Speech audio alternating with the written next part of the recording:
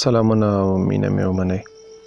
ملګرو دا یو څه نظم ته ورته چې مې لیکلي، زه نه پوهېږم څومره به د نظم یا د شعر معیار باندې پوره وي، خو یو څو احساساتو دغه مې دغسې سره شاعرانه کړل، نو تاسو سره یې شریکوم، هیله ده چې خوښ مو شي. ژوند د ماشوم په اوږه ناسته ښارو، جنګ لکه غشی د ړانده ښکاري. ژوند د رنګه کاغذ پران په څیر، جنګ دی د تېزې بوړبوکۍ مثال. ژوند د ټیکري پیڅکه کې غوټه روپۍ، جنګ د بوډۍ مخ ته جسد د لمسي. ژوند په مزرین څپر کې ناست ملګري، جنګ په قبرونو کې ویده ځوانان. ژوند د لونګو د چای ډک ترموز، جنګ د باران د ډنډ مردارې اوبه.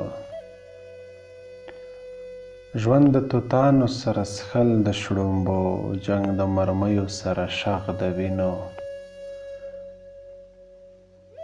ژوند په سوکړک مستې غوړي ګډول، جنګ په هډوکو کې چنجي ګډول.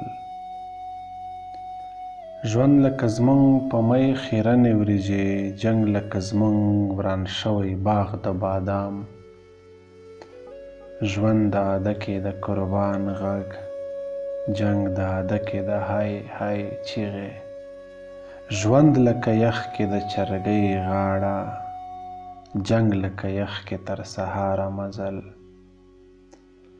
ژوند ماشومتوب کې د مورکۍ غېږه، جنګ د تیارې او تنهایۍ غېږه.